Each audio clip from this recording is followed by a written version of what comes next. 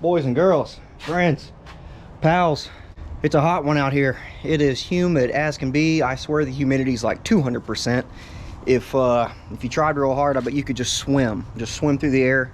It's like the Gulf of Mexico out here. But as humid as it is, as hot as it is, that's not our biggest problems.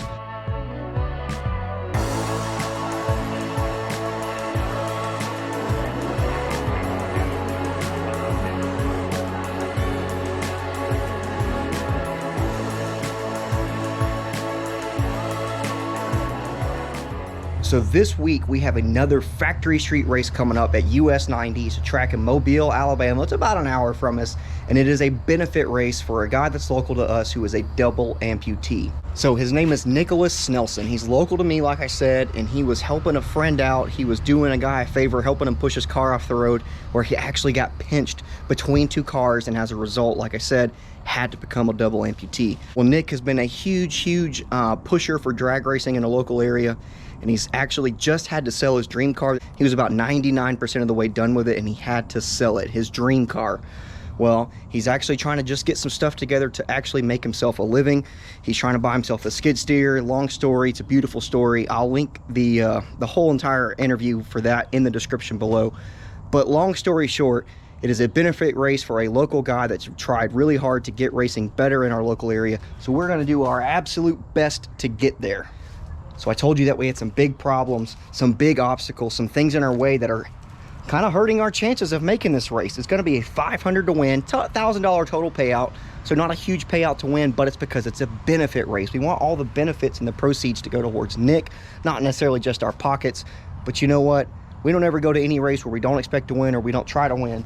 So we have got a lot to do to get ready for this race in a short amount of time. So last time we let off, we were working on getting the rear end back in. You can tell that I got it about none of the way in. It's just kind of chilling there, almost nothing done with it. On the front end, I showed you that we got the AC setup going on. Well, this presented another problem to us. Check this out.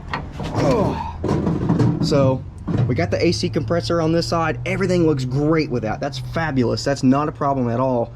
But I've had this ICT kind of alternator and power steering pump relocation bracket for a long time. Well, I wanted to run that because I think it just looks better. It just kind of makes the engine look a little more balanced. Obviously, this bracket is way more attractive looking than the factory bracket, but it presented us with some belt routing problems. A couple common ways that you can run belts on these LS systems, and one of which goes under the water pump this direction. This is just an extra long belt I had, just kind of planning the routing out, and I'm glad that I did, because this was never going to work. Because if you do this, if you go under the water pump there, you have to go around the alternator and power steering pump that way.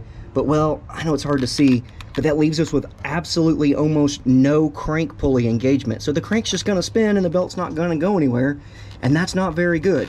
Now the alternative way has this going like this, and then this doubles up around the water pump this way, and yada yada yada. But anyway, long story short, it ends up with the belt way up high like that, and there's no way we can run a long stretch of belt that way. And I have kind of contacted ICT, and there's no way to add an idler in this spot. So it seems like Austin and I worked a couple hours the other night trying to get this bracket on there, trying to get the power steering pump pulley off, which really gave us a fit.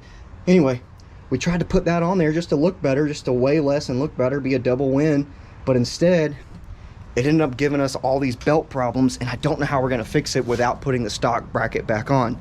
But right now, we have belt routing obstacles in our way, preventing us from racing, something we got to get addressed. Now let's go back all around here to the rear end. Let's see what we're working on back here.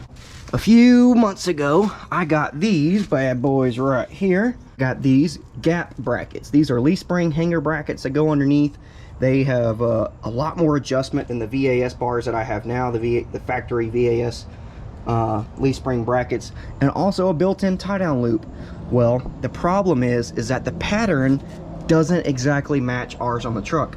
So I'm gonna have to drill these out and get some things done, but we are running out of time to make this happen.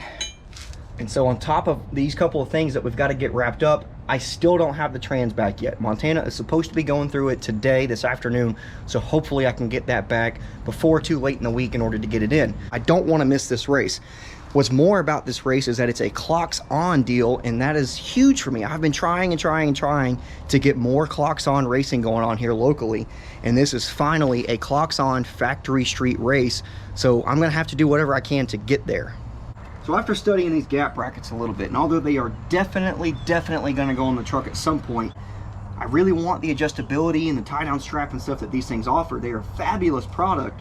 It's just a pure time saver. I don't have time to custom fit these things that I need to fit to my application. These are built for vehicles that are, you know, with the axle on top of the leaf springs from the factory, which puts the locator pin on the leaf springs in a different spot on this pad. So mine's just a little bit off center of this, and that's why it's disagreeing with it. With that in mind, it's something I could fix probably pretty easily, but without any other things to do, this is the best place I can make progress today, just by putting the regular VAS bars back on there, the regular VAS leaf spring brackets back on, which have already proven to be very fast.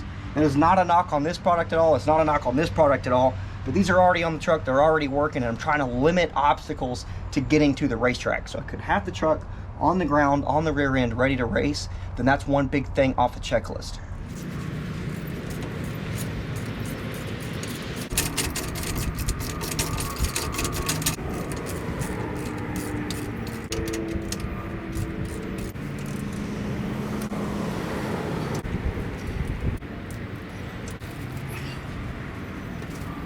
Whew, this side is done.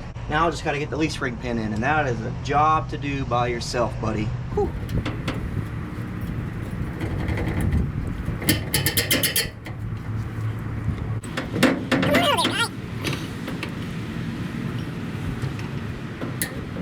Oh boy, this is tough. So the difficulty is trying to get this hole lined up with the hole in the leaf spring. It's like right here, so I got to get it to come forwards. It's not impossible, just a little fidgeting you got to do by yourself, a little bit of ride on a struggle bus, but we'll get it. So surely that's it. That's, you know, that's not too bad. Drill some holes in the leaf spring brackets, put the factory alternator bracket back on, and you know, stab this transfer converter in when we get it back. That's not that big of a deal, right? Right. Well, there's even more obstacles. One of those is this front diff. So this front diff, I still don't have the 411s in it yet. Danny, my buddy, is supposed to be helping me. He's a very busy dude with a lot going on, and he's super knowledgeable. So, you know, his time is money. His time is very valuable, and I've got to find a space this week where our schedules align so we can get the gears in this thing. You know, it is tough when you have two busy dudes trying to get things done in a short amount of time. We've got to battle through this stuff. This is what racing is about. It's so much more than just the day of everything that's going on. But you know what? I'm no quitter, and we're going to do our best to get this together, so let's get busy.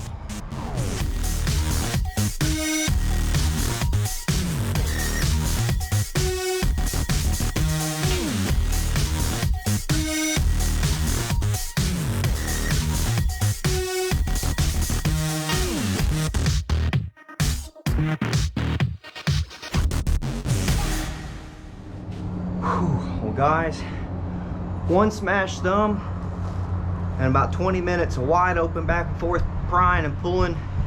I'm going to call in some backup for this one. Austin, if you're watching, you're going to get your butt over here later this week and help me with this, all right? I'm counting on you. But that is just another example of why you don't wait till the last minute to do stuff, because stuff is always going to fight you. It's always going to be a battle. It's always going to be tough, especially when you're by yourself, when you're working on things in less than ideal conditions. We're not in there on the lift today. We don't have all the tools at our command. We're just, you know, we got our little box of hand tools in a carport and we're dealing with it. Gonna have to call in Austin for some backup later this week.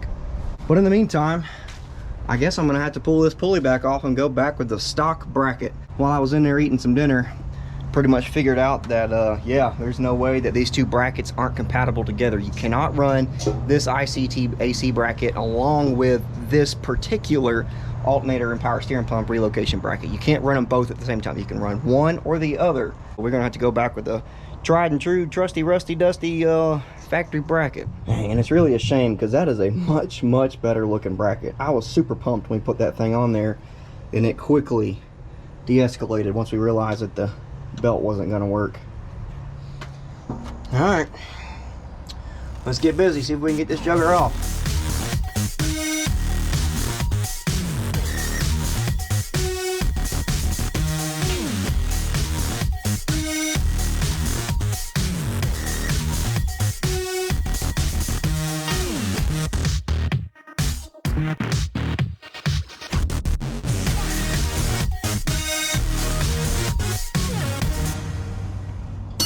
As Mitchell would say, you gotta have good nut discipline, and that includes these little spacers for the pump. Nut discipline isn't just exclusive to nuts. It's all the things that you need to work on the things you're working on. Oh, mother goose. Hang on, hang on.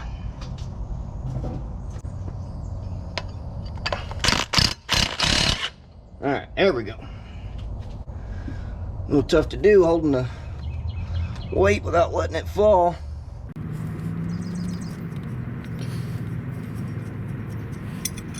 All right, little spacer. All right. Bolt.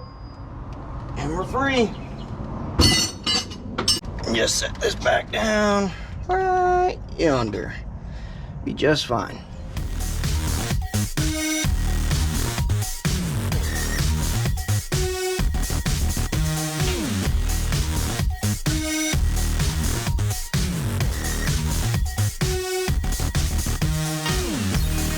Oh, brother, it's humid. I'm telling you guys, I am floating. I'm just swimming in this freaking sauna bath water. It is hot. But finally, oh finally, have I got that pulley on there.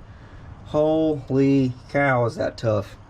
It is so hard to get it on there without allowing this to spin, without allowing this to spin, without allowing that to spin. You gotta have freaking 3 or 4 hands to do this. Luckily, I found a little pro tip where I could wedge 1 wrench here and a cheater wrench up here and then hold onto the pulley with my other hand. But whoo-wee, that was tough.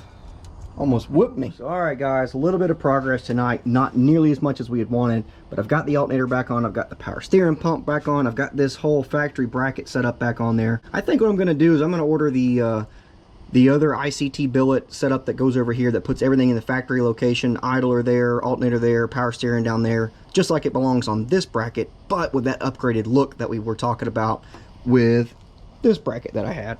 For the time being, that's just going to have to do. We're going to have to get there and we're going to have to go race. So, whew, at least we got one big problem taken care of, and that's the belt routing. That's checked off the list. We don't have a belt on it yet, but I'm pretty sure I know what size belt I need. I had 107 and like an 1/8 inch belt to try on it, and it was just too tight.